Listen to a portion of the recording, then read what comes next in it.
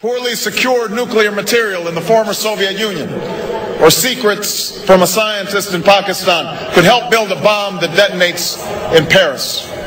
The poppies in Afghanistan come to Berlin in the form of heroin. The poverty and violence in Somalia breeds the terror of tomorrow. The genocide in Darfur shames the conscience of us all.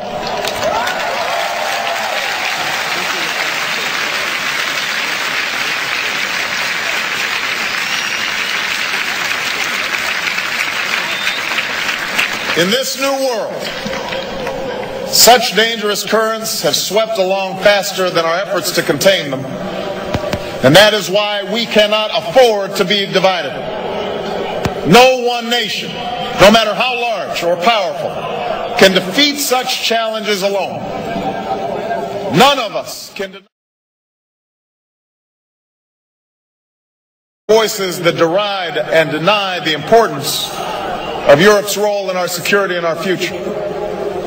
Both views miss the truth that Europeans today are bearing new burdens and taking more responsibility in critical parts of the world, and that just as American bases built in the last century still help to defend the security of this continent, so does our country still sacrifice greatly for freedom around the globe.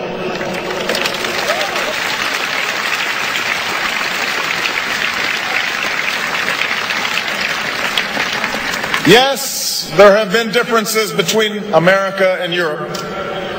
No doubt there will be differences in the future. But the burdens of global citizenship continue to bind us together. A change of leadership in Washington will not lift this burden. In this new century, Americans and Europeans alike will be required to do more, not less. Partnership and cooperation among nations is not a choice. It is the only way, the one way, to protect our common security and advance our common humanity.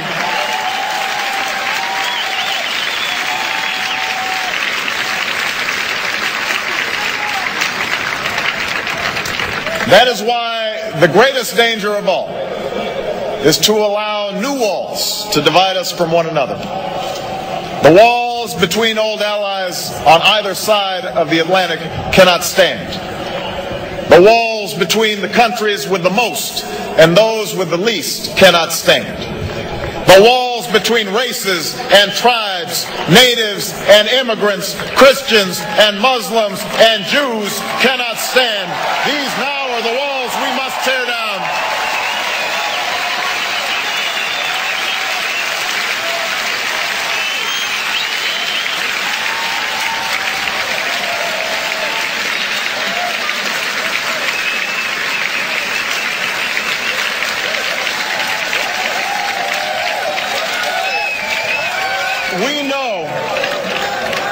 We know that these walls have fallen before.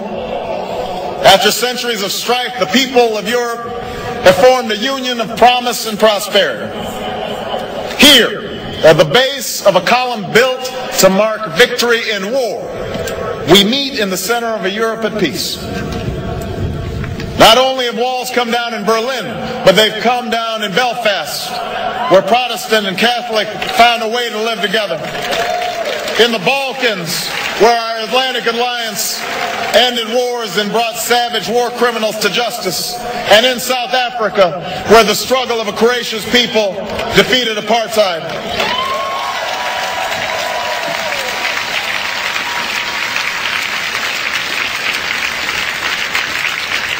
So history reminds us that walls can be torn down, but the task is never easy. True partnership and true progress requires constant work and sustained sacrifice. They require sharing the burdens of development and diplomacy, of peace and progress. They require allies who will listen to each other, learn from each other, and most of all, trust each other.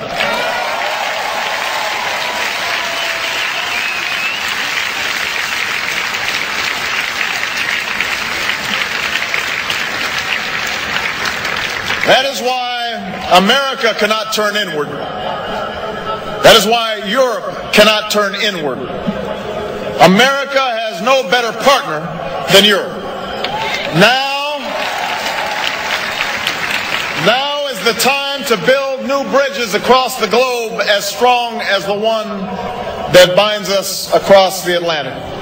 Now is the time to join together through constant cooperation and strong institutions and shared sacrifice and a global commitment to progress to meet the challenges of the 21st century. It was this spirit that led airlift planes to appear in the sky above our heads and people to assemble where we stand today.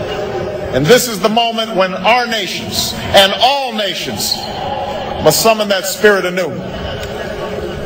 This is the moment when we must defeat terror and dry up the well of extremism that supports it.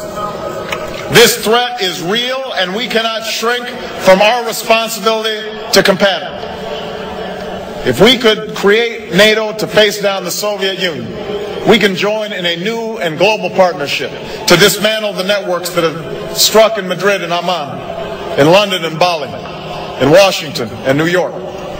If we could win a battle of ideas against the communists, we can stand with the vast majority of Muslims who reject the extremism that leads to hate instead of hope.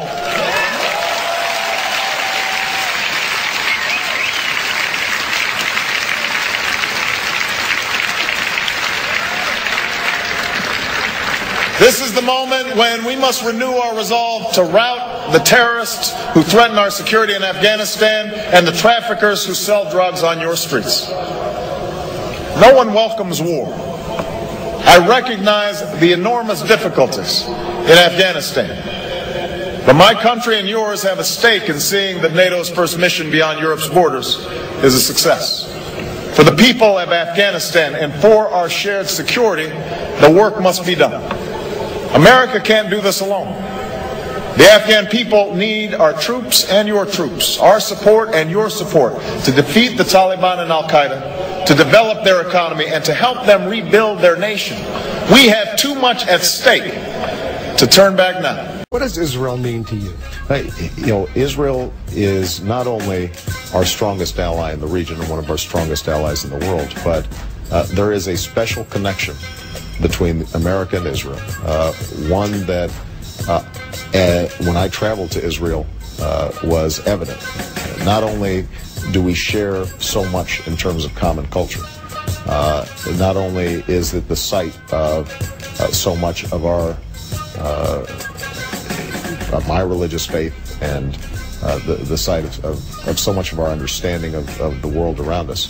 But what I love about Israel is that it is a robust democracy and that they are committed to principles like rule of law and civil rights and civil liberties. And so it is critical that we send a message around the world. We will stand with Israel.